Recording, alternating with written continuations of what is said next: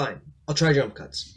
I'm excited to do our first cross-disciplinary episode, so I'm going to answer your question as quickly as I can. In all reality, opinions are like anuses. Everybody has one. And movies are a really popular form of entertainment that everybody feels like they can understand and get behind. And especially given the onset of the internet, pretty much everyone's opinion has just gotten louder and louder, and it's easy to influence pop culture that way. It's not completely unprecedented. Books like The Jungle caused major uproar when they were published.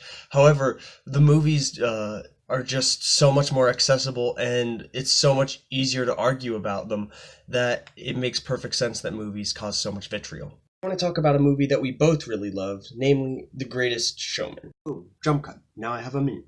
I think it's really interesting how the movie like twists reality to the point where even its mistakes, like the sound design as you mentioned, and some of the dialogue and character motivation, actually add to the flavor of the movie.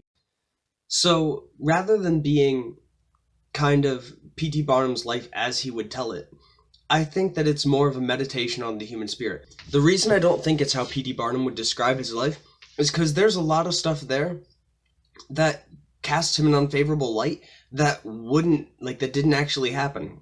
The show goes out of its way to make change minor details to this life and create completely different characters.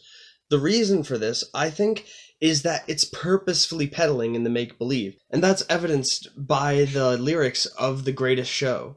It's just completely it tells you what it is. It's selling you a reality that isn't actually real. The movie contrasts the real world with Barnum's show, and that's significant because it definitely shows Barnum's show to be the better of the two.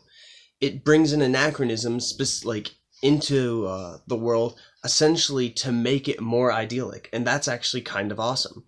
What's really cool to me is the fact that both Zendaya's and Zac Efron's characters are both completely fake. They were completely made up for the movie, and that actually helps give the audience a vehicle through which to enter into this fantasy world. The reason I think that's so important is because it shows the purpose of story and ideals.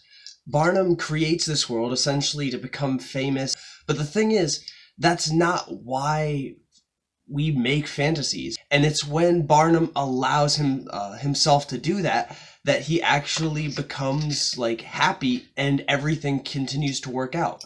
There's no narrative reason for Barnum's leaving to go with Jenny Lind to be less successful than his leaving to be with his family. I love to hear your thoughts and look forward to your video tomorrow.